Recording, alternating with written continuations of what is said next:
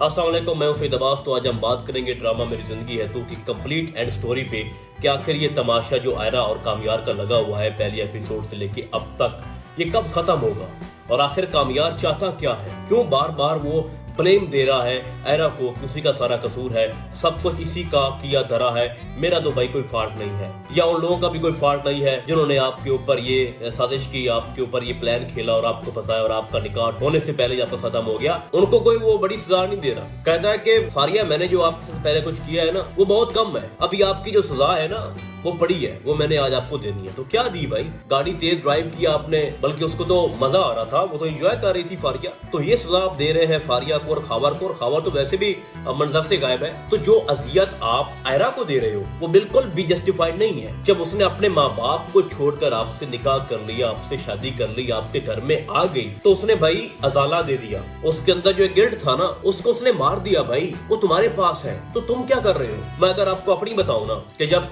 शादी करने के बाद वो पहली रात को बजाय कि उसको अपनी बीवी के पास होना चाहिए था, वो पार्टी में था और वहाँ पे वो ड्रिंक कर रहा था, मुझे बहुत ही बुरा लगा। मेरा कामयार से एक सवाल है, बल्कि सब लोगों से सवाल है कि अगर कामयार की जगह वो वीडियो आयरा की आई होती तो क्या कामयार फिर भी आयरा से शादी करता? कभी भी ना करता, बल्कि आयरा से बढ़ के उसकी इंसल्ट करता। जिस तरह से आयरा ने उसको धक्के देकर घर से निकाला, उसकी इंसल्ट की, ठीक है, जिसका वो बदला आज ले रहा है आयरा से। तो मैं कह रहा हूँ आपको, ये आप लिख लो, अगर ये वीडियो आयरा की आती ना तो कामयार उससे बड़ा तमाशा वहाँ पे लगाता, कभी शादी ना करता। अगर कामयार आपको किसी ने कुछ पिलाया है, आपको कुछ किसी ने कर दिया है, तो वो आपका फॉल्ट है, आपकी गंदी सोबत, वो कंपनी जो आपने ज्वाइन की हुई थी शुरू से, बचपन से, तुम्हारा काम ही यही है। तुम्हारी अगर कंपनी अच्छी होती, आपके दोस्त अच्छे होते, तो वो क्यों ऐसा करते? तो फॉल्ट तो भाई तुम्हारे एंड पे है। आप फारिया की बातों में आ गए, उसके पास चले गए और जैसा वो कहती गई आप करते गए, तो फॉल्ट आपका है, फॉल्ट आपके दोस्तों का है, इसमें आयरा का कोई फॉल्ट नहीं है। तो भाई आयरा को ब्लेम देना बंद कर दो, अब उसका कोई कसूर नहीं, उसने अपनी कुर्बानी दे दी है, अपने बाप को छोड़ दिया, उसको नाराज किया, अपनी माँ, अपनी बहन, सब कुछ। अब वो तुम्हारे पास है तो तुम क्या कर रहे हो? पहली रात को आपने उसको कहा कि सोफे पे सो जाओ, ये बेड मेरा है, ये कमरा मेरा है, आप बार बार उसकी इंसल्ट कर रहे हो। और मेरा आज का टॉपिक यही है कि एंड पे क्या होगा, इसकी जो नेक्स्ट स्टोरी है वो क्या हो सकती है, वो आज मैं आपको बताऊंगा, बल्कि बताने लगा हूँ। लेकिन मैं छोटी छोटी चीजें आपके सामने रख रहा हूँ। पहले मुझे एक तो वो सीन बड़ा ही प्यारा लगा जब इन दोनों की नोकझोंक होती है और इसको आयरा कहती है कि मेरे सामने आपने उंगली नहीं करनी। पता है क्या है, दोनों को अच्छे से आइडिया है कि हम एक दूसरे के बिना रह नहीं सकते। आयरा जानती है कि कामयार मुझसे कितना प्यार करता है, कामयार ये जानता है कि आयरा मेरे पे मरती है, तो वो जो नाराजगी है जिसका मैं भी जिक्र कर रहा था पहले, उसको लेके ये सारी चीजें चल के आगे आ रही हैं। तो आयरा को पता है कि ये मेरे पे हाथ उठा नहीं सकता, नाराज है, गुस्सा है, वो सब कुछ कर रहा है, लेकिन अगर मैं इसको जितना भी बुरा भला कहूंगी ये लिमिट क्रॉस नहीं करेगा। वो सीन बहुत ही कमाल का था जिसमें ये दोनों आपस में लड़ रहे होते हैं और फिर आयरा का पानी उसके मुंह पे फेंकना और फिर उसकी उंगली पकड़ना और उसको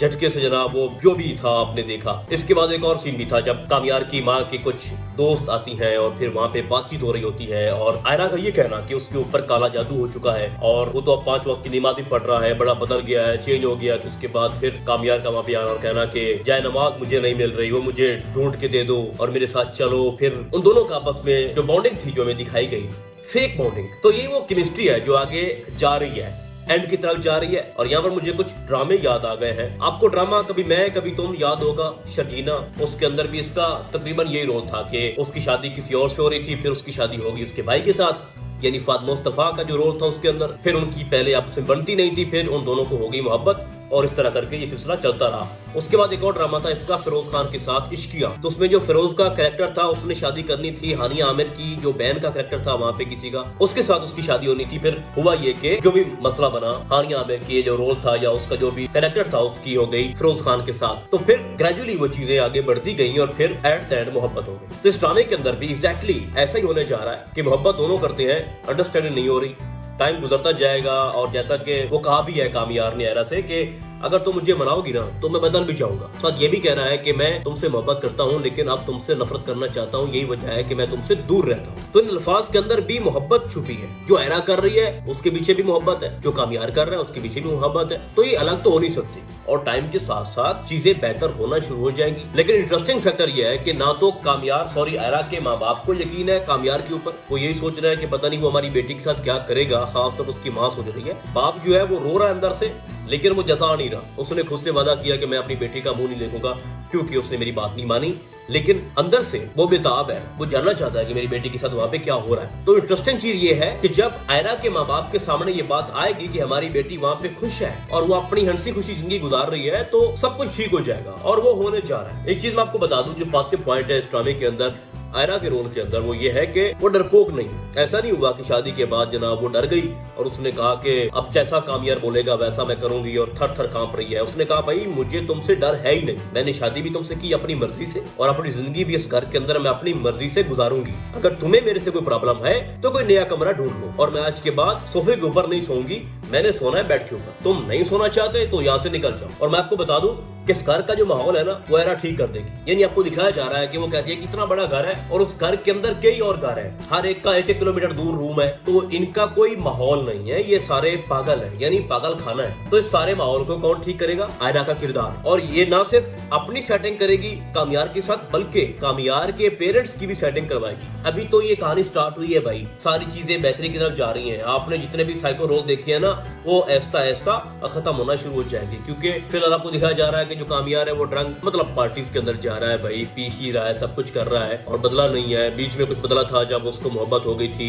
आयरा से और फिर आयरा की वजह से उसने ऑफिस ज्वाइन कर लिया और एकदम से तब्दील हो गया, जो कि बिल्कुल ही लॉजिकल नहीं बनता। और अब फिर से वो पहले से ज्यादा बिगड़ चुका है। तो अब आपको दिखाया जाएगा आगे जाके कि वो कैजुअली वो सारी चीजें छोड़ना शुरू कर देगा और वो जो आयरा है वो कहेगी कि मैं तुमसे मोहब्बत करती हूँ, मैं आपको इस हालत में नहीं देख सकती, तो मैं चाहती हूँ कि तुम बाहर काम जाया करो, ठीक है, पार्टीज में मत जाओ, अपने बुरे दोस्तों से दूर रहो और घर को टाइम दो, मैं आपसे मोहब्बत करती हूँ। और जैसा कि उसकी बहन ने उसको बोला कि अगर कामयार जो है वो अफसुर्दा है, गुस्सा है, नाराज है, तो तुम उसको मना लो ना, तुम एक कदम आगे बढ़ जाओ, जहाँ तक आ गई हो तो उसको मना भी लो। और एक दिन उसका बाप ये बोलेगा कि मुझे बेटी आप पे फख्र है, और साथ ये भी कहेगा कि जैसा कि मैंने अपनी बेटियों के ऊपर कभी हुक्म सादर नहीं किया और हमेशा कहा है कि वो अपना फैसला खुद कर सकती हैं, तो आपने ये साबित किया है कि आपका जो फैसला था कामयार से शादी करने का वो बिल्कुल ठीक था और मैं वहाँ पे गलत था। बाकी रही बात फारिया की, तो उसको जो सजा देनी थी ना, या उसकी जो बनती थी, अभी तक उसको मिली नहीं है। पहले भी डराया गोली दे के था वो उसका बटन, ठीक है, फिर उसने कहा कि आज मैं आपको नहीं छोड़ूंगा, गाड़ी दौड़ाई, तेज दौड़ाई, फिर क्या हुआ? कुछ भी नहीं हुआ, खावर गायब है। इतना बड़ा एक उनका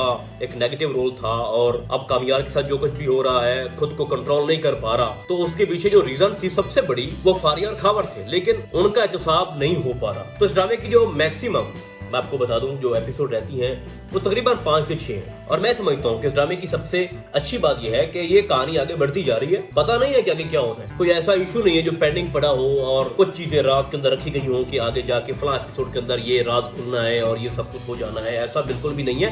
पहले एपिसोड से लेके अब तक ये कहानी आगे बढ़ती जा रही है और हर सीन जो है, मैं आपको ऑनेस्टली बता रहा हूँ, हर सीन जो है वो इंसान को अपने साथ बांध देता है कि भाई मुझे देखो, ठीक है, चाहे उसमें आयरा के माँ बाप की बात हो, उसके भाई की बात हो, उसकी बहन की बात हो।